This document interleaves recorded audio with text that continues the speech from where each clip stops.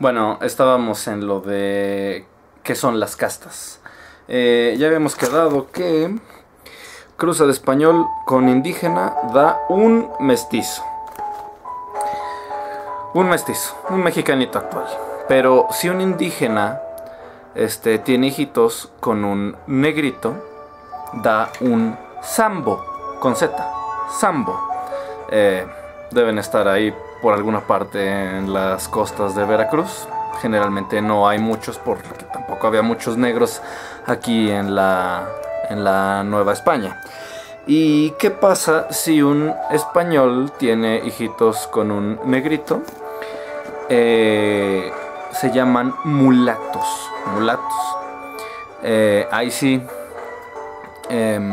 No se combina así como que el colorcito, simplemente, o sea, puede ser el papá güerito, la mamá negrita y el hijito puede ser güerito o negrito, pero así es un mulato. Mestizos, zambos y mulatos, esas son las castas. Castas. Y generalmente estas castas estaban por encima de los indígenas, por encima de los negros, pero no llegaban al nivel de los criollos y mucho menos al nivel de los españoles peninsulares. En parte por eso, no se les permitía tener poder político en la iglesia o tener altos cargos. Por eso en parte también se dio la independencia. Pero bueno, no es muy difícil de entender, pero puede que te lo pregunte. Y bueno, para ver los últimos dos subtemas de la colonia,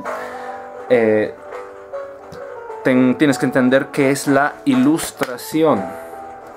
Ya habíamos visto antes que era la ilustración. Surgió de la primera enciclopedia que trató todo esto fue en Francia, fue por esos tiempos, poquito antes, ¿no?, de la independencia, por ahí del siglo XVI, 17, 18, no, más bien del 17 y 18.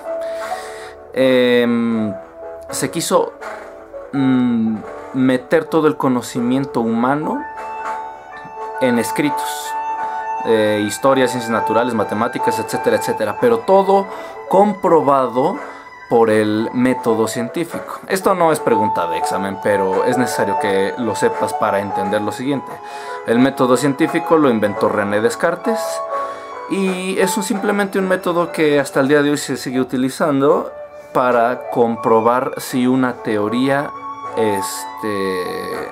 se puede reproducir en un laboratorio, y por tanto eso hace que las verdades científicas sean leyes, como la ley de la gravedad, la ley de la conservación de la materia y cosas que ves en física, ¿no? Pero bueno, la ilustración, ¿qué fue? La ilustración fue simplemente un movimiento de pensamiento que revolucionó la forma en cómo se pensaba hasta entonces. Hasta entonces, en Europa, ¿quién gobernaba? Primero que nada, los reyes y la Iglesia Católica. Ahora, para entender también el movimiento de independencia que vendría después, en contra de la ilustración estaba la monarquía absolutista o los reyes absolutos. ¿Qué es el absolutismo? Es simplemente poner en un rey todos los poderes gubernativos que existen. O sea, el rey recibe el dinero, lo administra, lo da para las obras que él considera. Él es el juez del pueblo, él dicta sentencia, libera o manda a la cárcel. Él hace las leyes, las modifica, las quita, pone nuevas, etcétera, etcétera. Es una monarquía absolutista. Y el tipo de monarquía que llevábamos, que se llevaba en España en tiempos de la colonia, la primera mitad, más de la primera mitad, desde la conquista hasta poco antes de la independencia fue absolutista, porque el rey Carlos I de España y V de Austria era un monarca absoluto. Él decidía todo lo que se hacía en España y aquí en la Nueva España, en México y en todas las colonias. La Ilustración no solo manifiesta que las cosas deben ser conocidas por el método científico, también dice que las ideas deben ser razonadas y por lo tanto no debe haber un control de la iglesia sobre el pueblo, sino que todo debe ser probado por medio de la ciencia. Eso ha causado muchos problemas a lo largo de la historia, ¿no? Pero además de quitarle poder a la iglesia, lo que la Ilustración como movimiento racional era quitarle poder al rey, diciendo, pues podemos limitar el poder del rey haciendo una cámara de representantes, un congreso, o sea, un grupo de gente que represente a distintos estados del mismo país y que ellos aprueben o desaprueben o ayuden al rey a gobernar y que no caiga todo el poder en una sola persona que podría estar equivocada. Y la fase más lejana de lo que podría ser una monarquía absolutista es lo que se conoce como una república democrática, como la que se supone que tenemos en nuestro país. En una república democrática el poder no está en una sola persona, sino en muchas. Está el poder de administrar en el poder ejecutivo, que es el presidente, el poder de hacer las leyes y quitarlas en el poder legislativo, que es el Congreso de la Unión, o sea, diputados y senadores, y el de impartir justicia, el de ser juez, el de liberar, el de sentenciar, en el poder judicial, que es la Suprema Corte de Justicia, ¿no? Antes de la Ilustración eso no existía o no se había generalizado. Este tipo de pensamiento a las personas que lo respaldaban y que eventualmente fundaron gobiernos aquí en América, les daba mucha ilusión eso de poder ser, de poder opinar, ¿no? De que el pueblo común pudiera tener participación en el gobierno, que no lo hiciera nada más el rey. Y bueno, para todo esto, alimentados por ciertas ideas de la Ilustración que se dio en Francia, en 1776, 4 de julio de 1776, es la independencia de Estados Unidos. Y Estados Unidos decide que su gobierno va a ser una república democrática y no una monarquía. Y bueno, ya te dije, este movimiento de Ilustración surgió en Francia.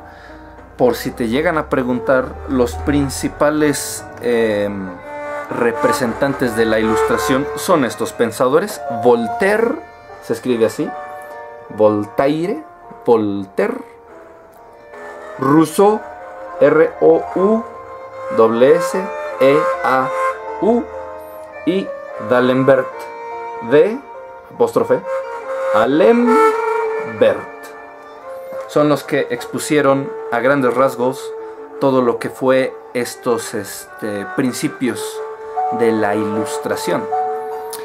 Ahora, vamos a ver el penúltimo subtema de lo que fue la colonia: las reformas borbónicas de 1765 a 1810, o sea, desde poco más allá de la mitad del siglo XVIII hasta la independencia. ¿Qué son las reformas borbónicas? Dice la guía: al morir el rey Carlos II de España, o sea, el heredero de Carlos I, que también era un rey absolutista, en el inicio del siglo XVIII se vio afectada la corona española al pasar a la dinastía de los Borbones, tras casi 2 siglos de dominio de los Habsburgo, de la Casa de Austria. Los Borbones eran típicos monarcas ilustrados, con influencia francesa y liberal. Estos reyes borbones fueron Felipe V, Luis I, Fernando VII, Carlos III y Carlos IV. Pero bueno, los que nos importan para el examen son Carlos IV y Fernando VII. ¿Qué pasó aquí? En la conquista, el rey Carlos I y V de Austria, por eso es que era la monarquía de los Habsburgo. Los Habsburgo es una línea de reyes que gobernaban en los territorios de Alemania y Austria. Austria es un país muy grandote que está debajo de Alemania, y es una dinastía que incluye, entre otros personajes, a Maximiliano de Habsburgo, que será importante unos 100 años después. No, como 70 años después. Pero bueno, los Habsburgo eran monarcas absolutos. Ellos tenían el poder y el control total. Ahora, debido a la forma en cómo se heredan el trono, seguramente hubo un encuentro familiar, un matrimonio arreglado entre un rey y una reina de distintas dinastías, que acabó que la dinastía de los Habsburgo, por parte del rey, dejara de ser que dejara de ser de los Habsburgo para pasar de ser de los Borbón. Los Borbones era una monarquía, una lista de reyes que venían pero de Francia, no de Austria, y ellos no eran absolutistas, eran ilustrados, o sea que sí tenía la autoridad principal el rey, pero además el pueblo participaba de sus decisiones. Ahora, esto afectó mucho a la gente, a los más altos rangos de la sociedad Nueva España, a los españoles peninsulares, a los criollos y a los virreyes. ¿Por qué? Porque cuando existía la monarquía absolutista, ellos tenían muchos privilegios, la iglesia también. Y cuando llegaron los Borbones, se empezaron a quitar privilegios a la iglesia y a los dependientes del rey, porque se le daba más libertad al pueblo. Pero bueno, eso es un tema aparte. Una vez explicado qué es la revolución y las reformas borbónicas, ¿cuáles fueron las reformas borbónicas?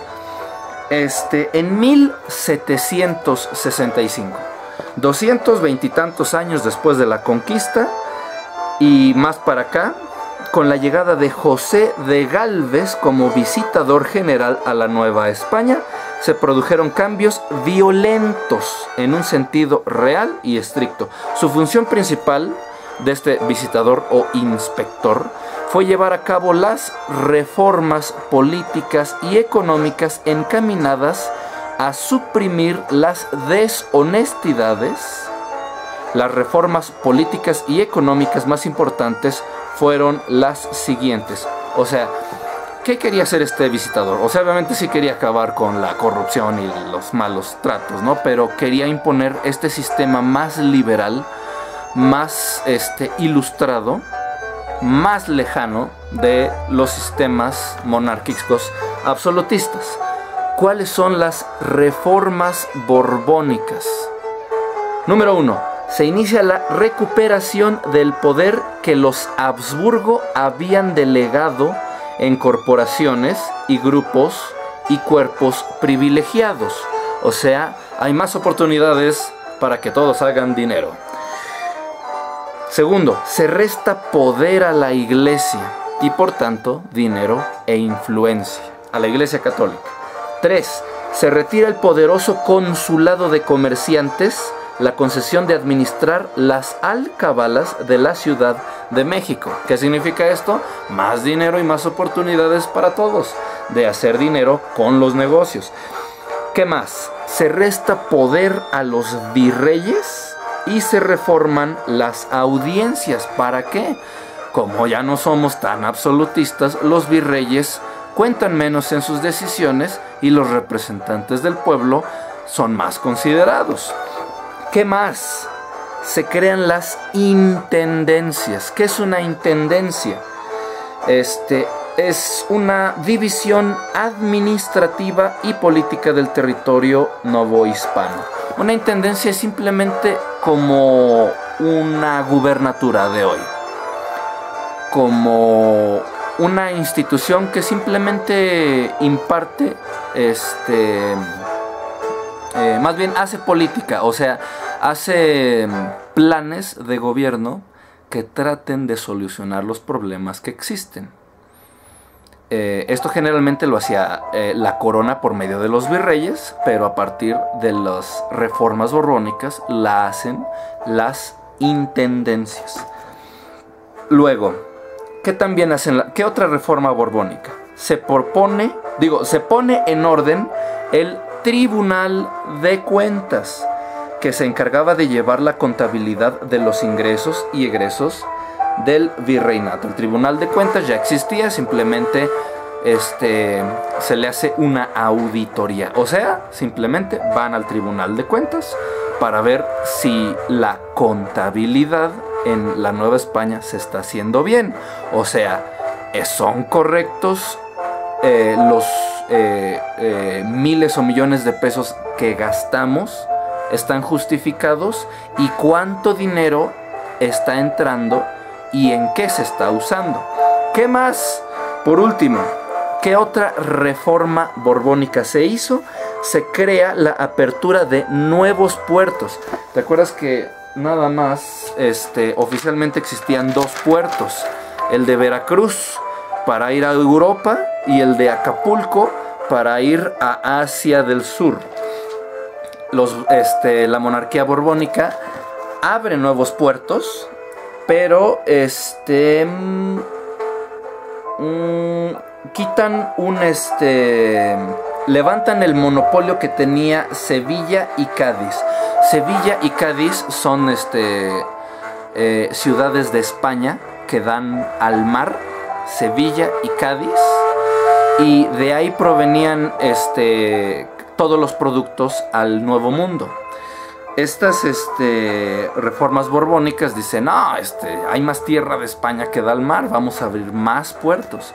Y con la apertura de más puertos, tanto en España como aquí en México, obviamente hay más oportunidades para que la gente que tiene mercancías que vender o que quiera comprar, pues tenga más apertura, lo que significa que los gremios de comerciantes pierden poder y dinero, pero el pueblo en general tiene más oportunidades para crecer. Se da la libertad a las provincias americanas, o sea, las colonias, para ejercer el comercio recíproco de toda clase de productos y también facilidades para obtención de licencias de navegar, guías, registros, etc. Todo esto contribuyó a un acelerado tráfico comercial o movimiento comercial. ¿Qué significa esto? O sea, hablamos de tres colonias. La principal, aquí en México, la Nueva España. Todo, la mitad de Norteamérica y todo Centroamérica. Una colonia. La segunda colonia, el Río de la Plata. Todo lo que hoy es Argentina y Chile y todo lo que está en Suramérica. ¿Y qué otra? El norte de África. Todo lo que está debajo de España en Marruecos.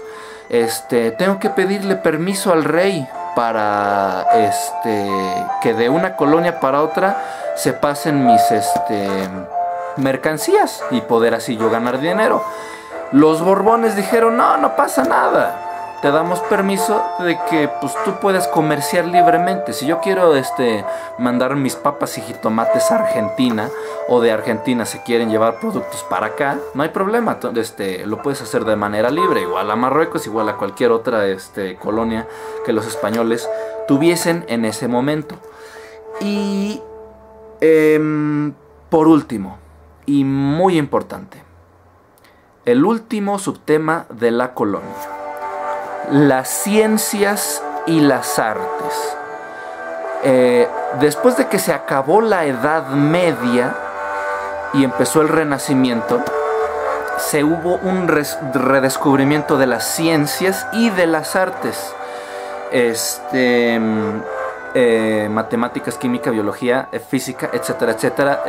Galileo y Copérnico descubrieron nuevos planetas, descubrieron que la Tierra gira alrededor del Sol. Y en las artes, los grandes maestros de la pintura en Florencia, como Leonardo da Vinci, Miguel Ángel, pintaban y esculpían las más grandes obras artísticas que hay de todos los tiempos. Pero, ¿qué pasaba aquí en México respecto a ciencias y artes? ¿Qué pasó?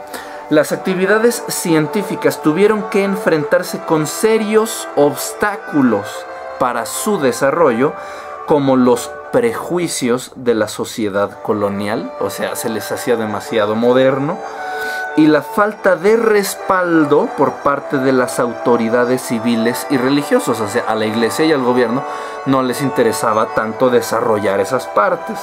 Durante el siglo XVI, esto fue solo durante el siglo XVI, o sea, desde que nos conquistaron hasta finales de 1500, eso fue lo que pasó. La ciencia se redujo a unos cuantos aspectos, como el estudio de la historiografía. O sea, el estudio de la historiografía es cómo le hacemos para investigar y para contar mejor la historia. Eso es. La medicina y el conocimiento de vegetales, porque llegaron al Nuevo Mundo y encontraron nuevas plantitas medicinales que decimos, de aquí podemos sacar nuevas medicinas. Eso pasó en los años 1500, en los años posteriores a la conquista. Ya entrados en el siglo XVII, o sea, 1600 a 1700, el segundo siglo de la colonia, ya surgió la preocupación por las nuevas disciplinas como ingeniería y la cosmografía, o sea, la investigación del espacio, pero nada más para hacer mapas de las constelaciones, para que los barcos que estuvieran navegando en el mar no se perdieran, o para orientarte si estás perdido en el desierto, pero eso aquí generalmente no pasa. Más que nada era para la navegación, ¿no? Que se hacían mapas de las estrellas. Eso fue 1600, 1700, y en el resto del siglo XVII, pues ahí sí de plano hubo una decadencia total de las ciencias. Independientemente de la ingeniería y la cosmografía, no se investigó nada, sino hasta el siglo XVIII, de 1700 a 1800, hasta ya llegando a tiempos de la independencia. Entonces sí, aquí en la Nueva España ya se empezaron a estudiar más a fondo las matemáticas, la historia, las ciencias naturales, la astronomía. O sea, no nada más el estudio de cómo están dibujadas las estrellas en el cielo, sino qué onda con los planetas, cómo se mueven, por qué se mueven, las estaciones, etcétera, etcétera. Y medicina sigue evolucionando, y esto fue por causa de la Ilustración. Precisamente en el siglo XVIII ya cambió la dinastía de los Habsburgo a los Borbones, de los reyes en España, que permitieron que ya se estudiaran mejor las disciplinas científicas y las artes. Ahora, muy importante, en este tiempo surge Sor Juana Inés de la Cruz.